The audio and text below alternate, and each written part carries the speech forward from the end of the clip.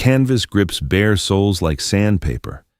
Inside a poorly ventilated auditorium smelling of floor wax and stale adrenaline, a heavyweight champion screams for a real man to step up. A slender man in the front row sighs, folds his newspaper, and prepares to paralyze an ego without throwing a strike. Fluorescent lights hummed an uneven, annoying pitch above the gymnasium floor. It was a miserable Tuesday in late August, the kind of day where the air felt thick enough to chew.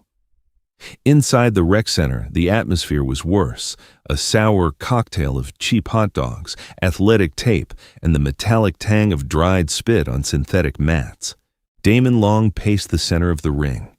He was a wall of muscle, 6'4" of heavily tattooed real estate, breathing in jagged, rhythmic snorts. A fresh red welt blossomed across his left rib cage, the only souvenir from the local karate instructor who currently lay snoring against the bottom turnbuckle. A kell hunter leaned against the scorer's table, rubbing a thumb over the damp roll of $20 bills in his pocket. Kell organized these open invitation sparring exhibitions because they drew bored crowds, and bored crowds bought expensive beer. He didn't care about martial arts. He cared about spectacle. And Damon, with his thunderous kicks and absolute lack of sportsmanship, was incredibly good for business. "Get him out of here!" Damon barked, his voice echoing off the cheap aluminum bleachers. He pointed a taped, beefy finger at the unconscious man. Two teenagers in oversized polo shirts hurried over, grabbing the defeated fighter by the armpits and dragging him across the vinyl. The rubber squeaked in protest. Damon didn't wait for the mat to clear. He rolled his heavy shoulders, the joints popping like dry twigs. He was sweating profusely, the moisture catching the harsh overhead glare, making his skin look like polished stone. He looked at the crowd. There were about 200 people scattered across the wooden benches, mostly tired men off shift, a few overly enthusiastic teenagers, and a handful of traditionalists wearing deep scowls. "Who else?" Damon yelled, his chest heaving. He slammed his taped fists together. "I drove out here to find out what this circuit has to offer. So far, it's a bunch of dancers. You call this fighting?" Ackle cleared his throat, adjusting his crooked tie. "Damon, maybe that's enough for today. The crowd got their money's worth. Let's hit the showers." Damon snapped his head toward the promoter. His eyes were wide, pupils blown out from the adrenaline dump. He wasn't done. The violent high hadn't peaked yet. He needed someone to break. He needed to feel the satisfying, sickening crunch of bone giving way under his heel. Something to validate the hundreds of hours he spent kicking heavy bags in damp basements while bill collectors called his house. "Shut up, Ackle!" Damon snapped, the spit flying from his lips. He turned back to the bleachers, walking the perimeter of the mat like a starved dog fenced in a yard. "I'm hearing a lot of whispers about these new styles, a lot of fancy theory. But when the gloves come off, you all fold like cheap lawn chairs." He stopped at the center, spreading his massive arms wide. The air in the room felt suddenly pressurized. "Is there any real man here?" he shouted, the words tearing from the bottom of his throat. "Or just a bunch of philosophers in pajamas?" Silence settled over the gym, heavy and suffocating. A heavy-set man in the third row coughed nervously into his fist. Someone shifted their weight on the wooden boards, the creak sounding as loud as a gunshot. In the second row, sitting directly behind a half-eaten bag of salted peanuts, Bruce pinched the bridge of his nose. He was terribly tired. His neck ached from a long drive, his tailored charcoal slacks were clinging uncomfortably to his calves, and his black coffee had gone tepid 20 minutes ago. He hadn't come to this dilapidated rec center to fight. He had come to observe a specific judo practitioner he heard was working out of this area. The judoka hadn't shown up. Instead, Bruce got Damon Long. Bruce looked at the oversized man in the ring. He didn't see a monster. He saw a series of glaring, almost embarrassing structural vulnerabilities.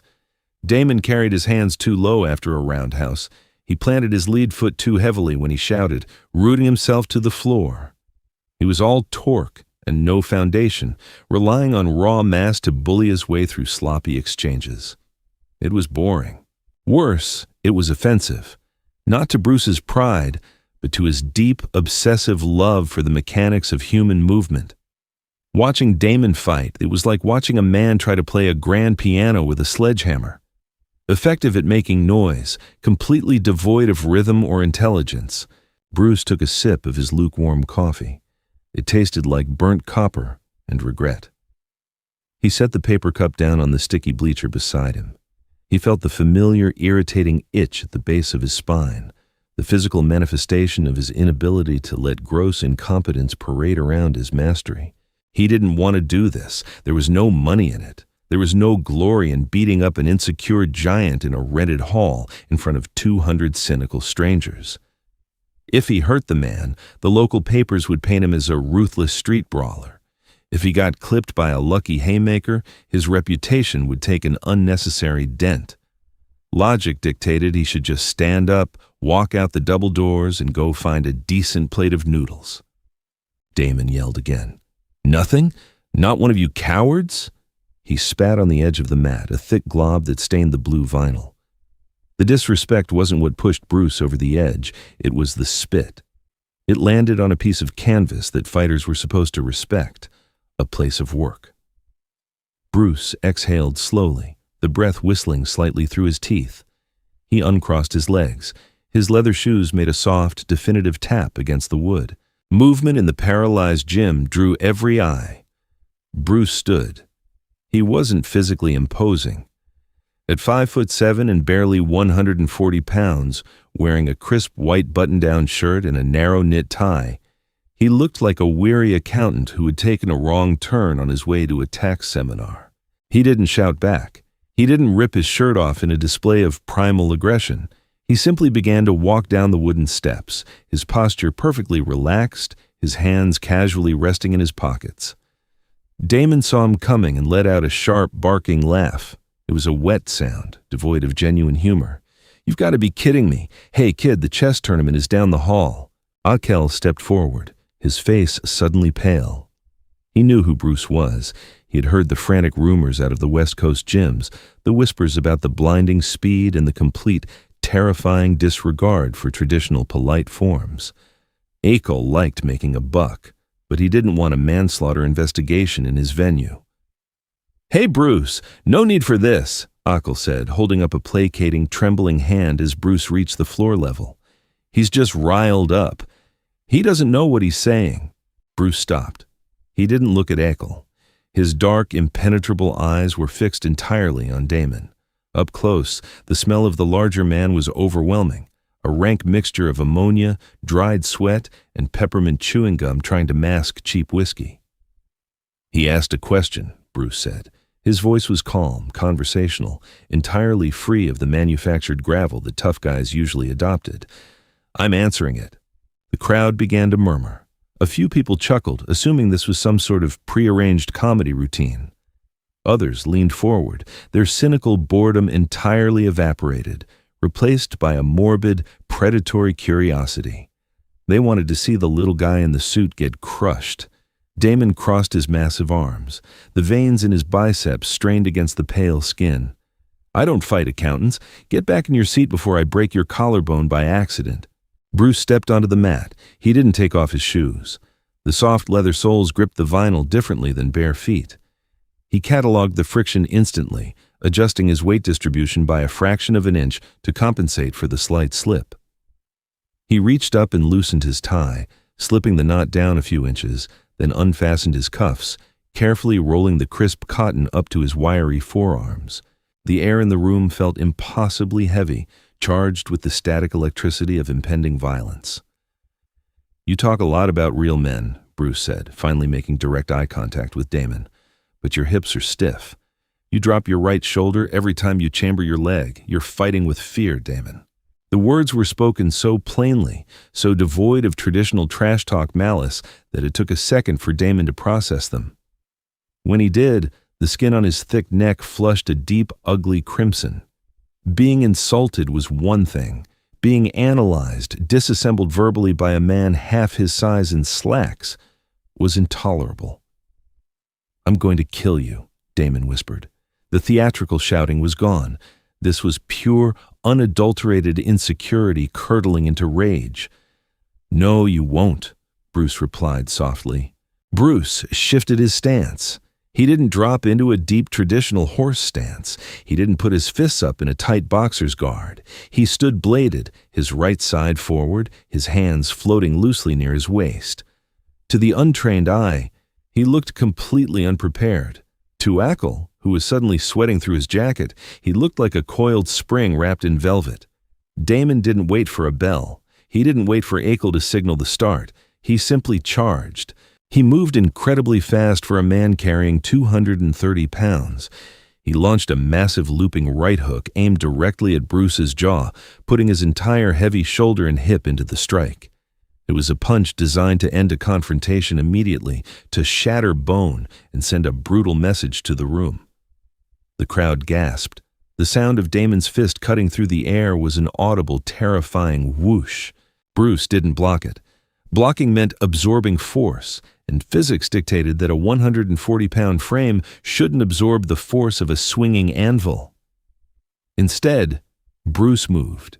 It wasn't a panicked dodge. It was a precise, calculated pivot. He slid his front foot slightly to the right, letting his torso rotate out of the center line. The massive fist sailed past Bruce's face, so close that the displaced air ruffled the collar of his white shirt. He could smell the stale leather of Damon's wrapped knuckles as they flew past. Damon's momentum betrayed him. Because he had thrown his entire ego into the punch, missing the target threw him completely off balance. His heavy weight pitched forward, his left arm flailing slightly to keep him upright. Bruce didn't strike back immediately. He just watched the big man stumble, his face an impassive mask of mild disappointment. He was waiting for the correction. He knew Damon, relying on meathead instinct, would try to recover by spinning into a wild back kick or a blind left hook.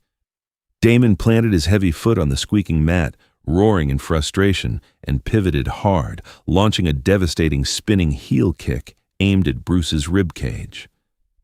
This was Damon's signature move. It was the kick that had won him regional trophies, the move he had practiced until it was blind muscle memory. The trajectory was perfect, the speed terrifying. Bruce didn't retreat. That was what everyone expected. You back away from a spinning attack to let it die out. Instead, Bruce stepped in. It was counterintuitive, a blatant violation of human self-preservation. Bruce stepped directly into the arc of the incoming leg, closing the distance before the kick could generate its full destructive momentum. He jammed his left forearm against the back of Damon's sweaty thigh, effectively smothering the strike at its base. The collision produced a dull, meaty thud. Damon gasped as the kinetic energy of his own kick was abruptly choked off, violently jarring his knee joint. Now they were inside. The exact place a smaller fighter was supposed to be destroyed by a larger grappler. Damon, panicking at the sudden claustrophobic proximity, grabbed a handful of Bruce's white shirt with his left hand, intending to drag him down into a clinch, to use his massive weight to crush the breath out of the smaller man. The crisp cotton fabric ripped loudly, the sound tearing through the silent gymnasium. Bruce felt the fabric give way. He felt the hot, sour breath of the larger man puffing against his face. He felt the desperate, frightened grip of Damon's thick fingers. The irritation Bruce had felt in the stands vanished. This was the moment of truth, the chaotic, beautiful space where theories died and reality took over. He didn't feel angry. He felt an intense, hyper-focused calm. The world slowed down to a syrupy crawl. He could hear the buzzing of the fluorescent lights again, distinctly separated from the rapid, terrified thumping of Damon's heart. Damon pulled hard, attempting to drive a heavy knee upward. Bruce didn't fight the pull. He flowed with it. He allowed himself to be yanked forward, using Damon's own pulling momentum to accelerate his counterattack. Bruce's right fist snapped upward from his hip. It wasn't a wide swing. It was a vertical punch, a straight, unrelenting line from point A to point B. It carried the force of Bruce's turning hip, the leverage of his forward step, and the added borrowed velocity of Damon pulling him in. It was a kinetic equation perfectly, beautifully solved. The fist rocketed toward the center of Damon's face, aimed directly at the delicate bridge of the nose. The crowd didn't even have time to react. Akel didn't have time to blink. Damon saw the knuckles coming. For a fraction of a second, his eyes went wide with absolute, unadulterated terror. He realized in that freezing microsecond that he was entirely helpless. The speed was incomprehensible. He couldn't move his heavy head. He couldn't raise a guard. He was going to be destroyed. He squeezed his eyes shut and braced for the shattering impact, his jaw clenching against the inevitable darkness. The gymnasium held its collective breath. Wait. Nothing happened. The anticipated sound of breaking cartilage, the wet thud of bone on bone, never materialized. Damon opened his eyes, a bead of cold sweat tracing a jagged line down his temple, stinging his eye. Bruce's fist was hovering exactly 1 inch from the bridge of Damon's nose. The knuckles were white, trembling slightly with the sheer monumental effort of arresting that much forward momentum in an instant. The knuckles were close enough that Damon could literally feel the heat radiating from the friction of the strike. Bruce was perfectly balanced. He hadn't overextended by a millimeter. He was staring directly into Damon's terrified, bloodshot eyes, his face entirely blank, devoid of triumph, malice, or pity. The silence in the gymnasium was absolute. Nobody coughed. Nobody shifted on the bleachers. The only sound was Damon's ragged, desperate gasps for air. Bruce held the fist there for a long, agonizing second. He let the reality of what just happened sink deep into the larger man's brain. He let Damon realize that his life, his consciousness, his entire identity as a dominant alpha had just been spared by a conscious, almost bored choice, not by luck. Then Bruce slowly lowered his arm. He looked down at his ruined shirt, sighed softly, and brushed a piece of lint off his unbothered slacks. Silence stretched until it became physically painful, hanging over the gymnasium like a heavy woolen blanket. Nobody cheered. Men in the bleachers looked down at their scuffed boots, suddenly embarrassed by their own previous bloodlust. They had paid $5 expecting a brutal, uncomplicated brawl, a display of raw meathead dominance to wash down their cheap beer. Instead, they had witnessed a terrifying physics lesson, a demonstration of absolute, chilling control that made them question their own understanding of violence. It made them squirm. Damon's arms fell to his sides. They looked like useless, heavy slabs of meat. He took a stumbling step backward, his bare heel catching on a taped seam in the vinyl mat, and he nearly collapsed. The towering, enraged giant from 3 minutes ago had entirely evaporated. In his place stood a confused, thoroughly broken man breathing in shallow, ragged hitches. His skin, previously flushed with aggressive, arrogant heat, now possessed a sickly, translucent gray pallor. The metallic taste of extreme adrenaline flooded his mouth, turning his saliva sour and thick. Akel Hunter scurried onto the mat, breaking the paralyzing spell. His slippery leather shoes squeaked annoyingly against the surface, a harsh, comedic sound, contrasting the profound gravity of the moment. Akel saw an angle because Akel always saw an angle. He lived his entire life looking for the monetary value in other people's trauma. "Ladies and gentlemen!" Akel bellowed, rushing over and grabbing Bruce's right wrist, desperately attempting to hoist it into the air for a dramatic, theatrical victory pose. "A masterclass, a true display of absolute—" Bruce snatched his arm back with a sharp, violent jerk. He didn't look angry. He looked utterly repulsed, as if Akel's sweaty fingers had left a physical stain on his skin. "Do not touch me," Bruce said. His voice barely rose above a conversational murmur, yet the acoustic isolation of the stunned room carried the words perfectly to the back row of the bleachers. He smoothed the ruined edge of his torn white collar, feeling the jagged cotton threads against his collarbone. He felt ridiculous. He had allowed a loudmouth in a dingy, poorly ventilated rec center to pull him out of his seat. He had engaged in a public pissing contest with a brute who didn't even understand the basic geometry of a jab. That was a profound failure of his own internal discipline. Murmurs rippled through the confused crowd, a low, buzzing hive of whispers. They wanted a knockout. They wanted a crumpled, bloody body on the floor to justify the time they spent sitting on hard wooden benches. The absence of a finishing blow felt like a cinematic betrayal. They felt cheated. yet simultaneously deeply and inexplicably terrified of the small man adjusting his cuffs in the center of the ring. Damon stood frozen near the faded blue ropes. He tried desperately to speak, to salvage some microscopic fragment of his shattered pride, to throw out a final face-saving insult. His throat was completely dry, caked with fear. He swallowed hard, the movement producing a loud, audible click in the quiet room. "Your left side," Bruce said, pausing near the edge of the mat. He didn't bother turning around to face his defeated opponent. He spoke to the wall. "When you get tired, your left hip drops by 2 inches. You telegraph your balance. Any competent fighter will break your ribs by the second round. Fix it." Bruce stepped off the canvas. His leather shoes clicked rhythmically against the concrete floor, an unhurried metronomic sound, fading toward the heavy metal exit doors. He didn't look up at the crowd. He didn't acknowledge Akel's frantic whispering pleas for an encore. He simply walked out into the oppressive August heat, leaving a vacuum of authority in his wake. Akel stood alone in the center of the ring, holding a microphone that wasn't plugged into anything, staring at the double doors swinging shut on their pneumatic hinges. He turned slowly to look at his star attraction. Damon hadn't moved a single inch.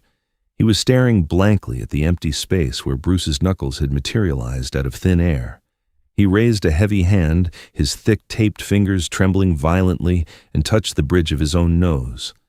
The skin was perfectly intact, slick with cold sweat, but he felt a phantom ache, a deep, lingering ghost of the devastating impact that had been consciously spared.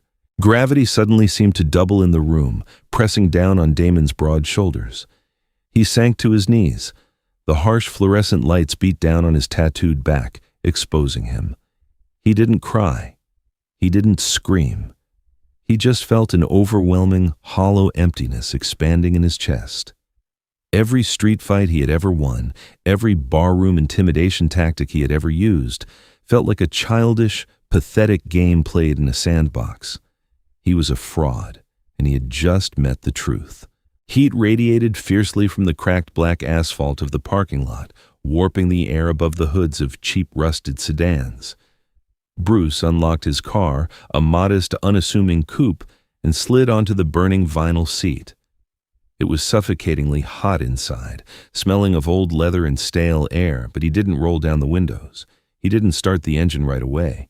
He rested his hands on the thin steering wheel, closing his eyes. His right shoulder throbbed with a dull, sickening ache. Stopping a strike at maximum velocity was infinitely harder on the human body than following through. Transferring that immense kinetic energy into a physical target dissipated the violent force, allowing the body to naturally follow its momentum. Arresting it entirely, forcing the muscles, ligaments, and tendons to act as sudden emergency brakes against extreme forward-moving mass, caused microscopic tears. His bicep twitched involuntarily, a painful spasm protesting the unnatural demand he had just placed upon it. He let out a long, exhausted breath, rubbing his aching elbow. Why had he done it? Ego. The very flaw he constantly preached against, the very weakness he claimed to have purged from his own martial philosophy. He had let the clumsy, desperate arrogance of a brawler dictate his actions. He stared at his own reflection in the dusty rearview mirror. His tie was hopelessly skewed, his crisp shirt collar violently torn, his dark hair slightly mussed. He looked like a tired man who had lost a pathetic bar fight, not a grandmaster who had just delivered a flawless, miraculous physical lesson. Frustration chewed bitterly at the inside of his stomach. He reached for the ignition, turning the key with a stiff wrist. The engine sputtered and caught, vibrating the floorboards. He needed a hot shower, a cold plate of beef chow fun, and 3 days of absolute, uninterrupted silence. The dilapidated rec center, Damon's terrified eyes, Akel's greedy smile, they were already fading into irrelevance, replaced by the crushing realization that mastery was a deeply lonely, isolated pursuit. Inside the locker room, the air hung heavy, smelling nauseatingly of mildew, damp towels, and cheap wintergreen rubbing alcohol. Damon sat heavily on a splintering wooden bench, staring blankly at a row of dented gray metal lockers. Peeling the athletic tape off his wrists felt like peeling off his own skin. He winced sharply as the stubborn adhesive tore at the thick hair on his forearms. He threw the soiled, sweaty tape onto the damp tile floor. It lay there, a crumpled, pathetic white ball of failed intentions and shattered ego. Staring at his bare hands, he felt a profound sense of uselessness. They were massive hands, heavily calloused from years of striking heavy leather bags filled with dense sand. They were weapons. But what good was a massive blunt weapon if it couldn't even touch the target? What good was armor if the ghost simply walked through it? A heavy-set man from the crowd pushed through the swinging locker room door, carrying a faded canvas gym bag. He paused abruptly, seeing Damon sitting alone in the dim, flickering fluorescent light. The man didn't offer a word of encouragement. He didn't ask for an autograph or praise Damon's heavy, terrifying kicks like people usually did. He just averted his eyes nervously, hurried to his locker, grabbed his things in complete silence, and practically sprinted back out the door. That silence, that active, fearful avoidance, hurt exponentially worse than a physical blow to the jaw. Leaning forward, Damon rested his heavy, aching head in his hands. He closed his eyes tightly, pressing his palms against his eyelids. But all he could see was that white-knuckled fist hanging suspended in the air, exactly 1 millimeter away from destroying his entire world. It was a terrifying grace. It was a profound, suffocating mercy that stripped away every lie he had ever told himself about who he was. He realized, sitting in the damp gloom of the locker room, listening to the hum of the vending machine in the hallway, that he didn't know how to fight at all. He only knew how to hit. He only knew how to inflict pain on people who were afraid of him. There was a massive, insurmountable canyon between throwing a punch and understanding the brutal mathematical poetry of combat. Water dripped from a rusty, leaky showerhead in the corner stall, hitting the cracked ceramic tile with a hollow, metronomic plink, plink, plink. Standing up, Damon felt a strange sensation in his legs. His knees felt weak, completely hollowed out. His joints ached, not from the exertion of battle, but from the sudden crushing weight of his own profound mediocrity. He stripped off his sweaty athletic shorts, threw them carelessly into his duffel bag, and walked slowly toward the freezing showers. Tomorrow, he wouldn't go back to Eccles Rec Center. He would have to find a new gym. He would have to tie a white belt around his waist. He would have to learn how to stand perfectly still before he ever earned the right to throw another punch. Akel Hunter sat alone at the scorer's table in the now empty, darkened gymnasium, methodically counting a stack of wrinkled $20 bills. He licked his thumb, peeling a stubbornly stuck beer-stained bill away from the thick stack. It was a highly profitable haul.